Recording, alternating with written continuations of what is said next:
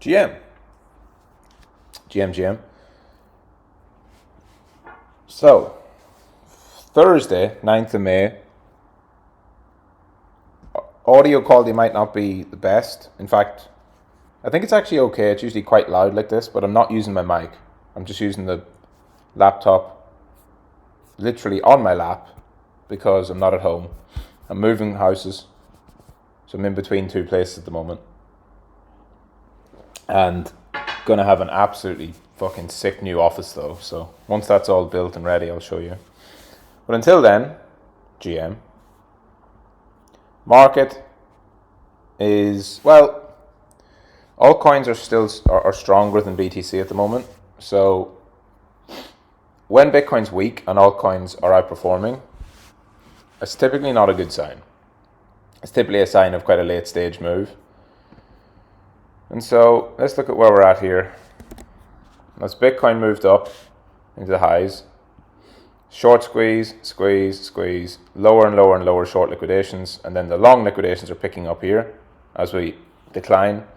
No signs of a bottom yet, just a very orderly unwind so far. Not what I would consider to be a clear or clean bottom, no final capitulation, no liquidation candle yet. ETFs, weak. So it goes without saying now, like, people,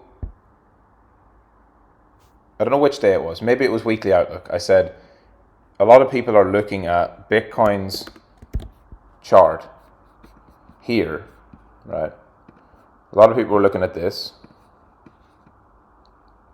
and saying that it was reminiscent of the move back here, where we dipped down below, we reclaimed. It's going to trend all the way through the range. Well, that's invalidated already, just by what it's done.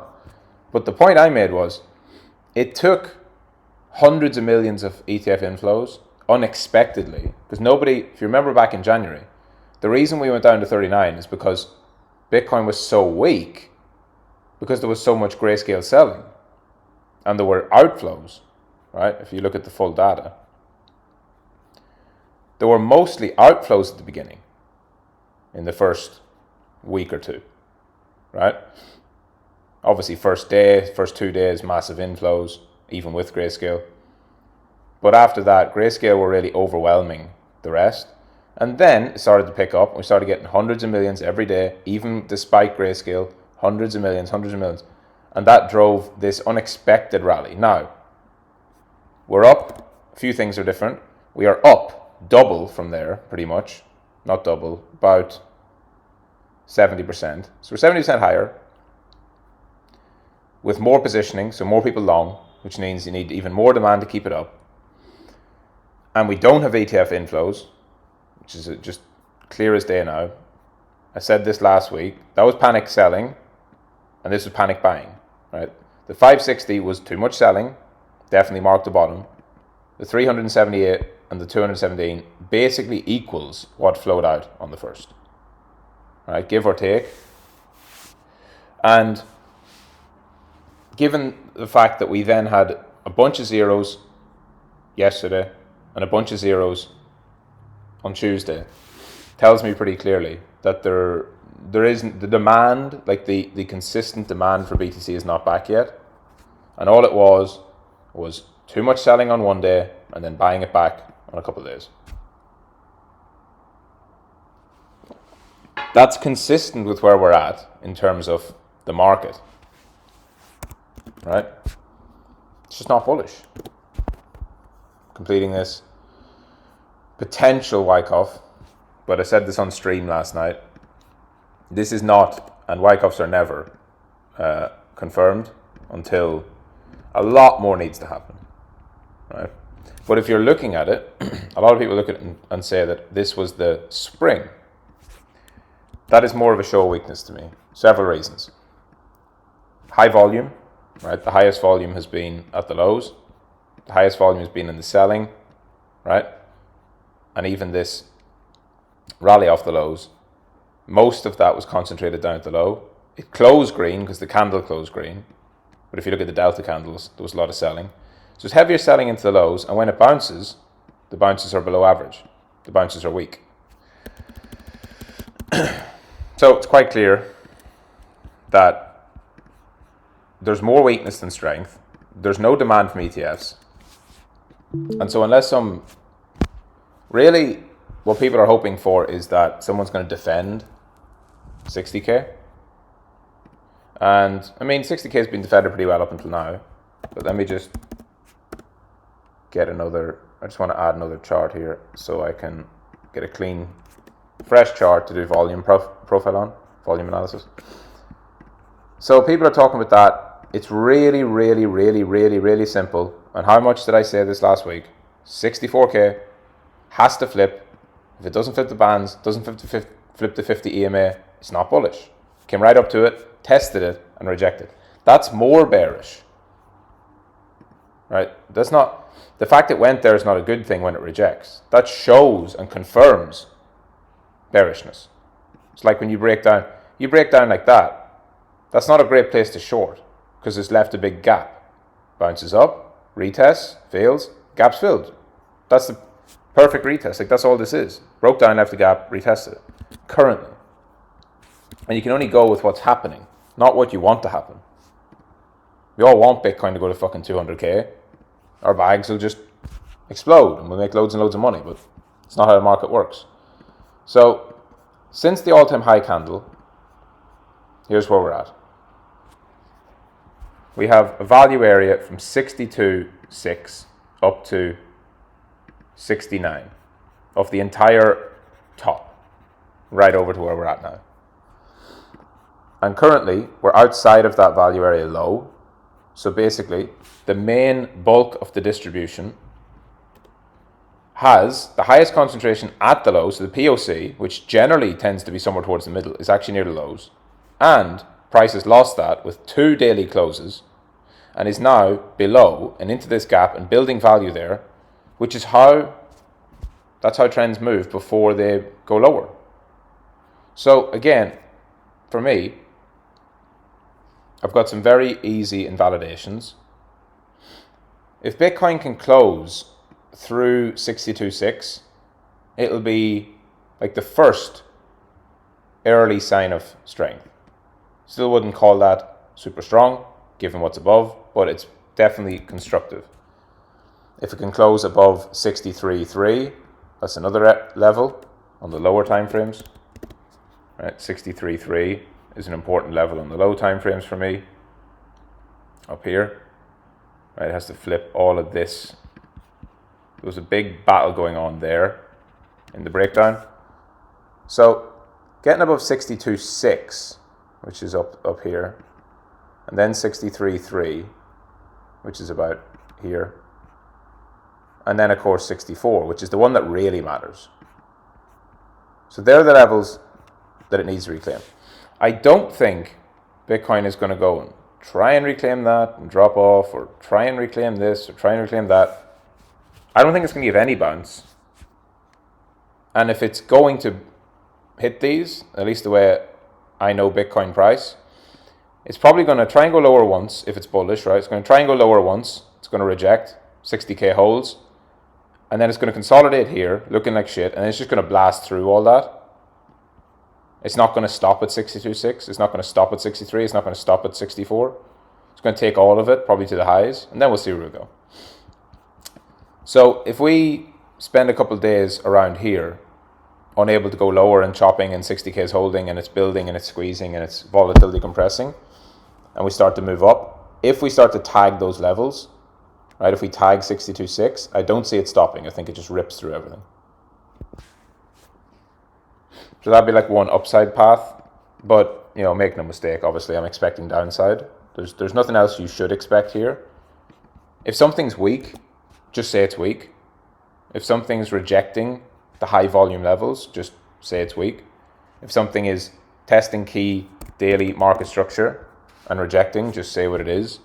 If something's testing the bands and failing to flip them, if it's testing the 50 and failing to flip it, just say what it is. It's weak. That's it. Not more to it.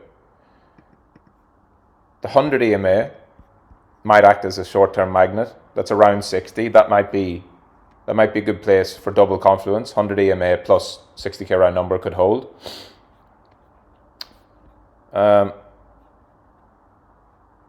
then below that, like these targets, even though I'm short biased, so I'm trading on the short side mostly, as long as this setup remains.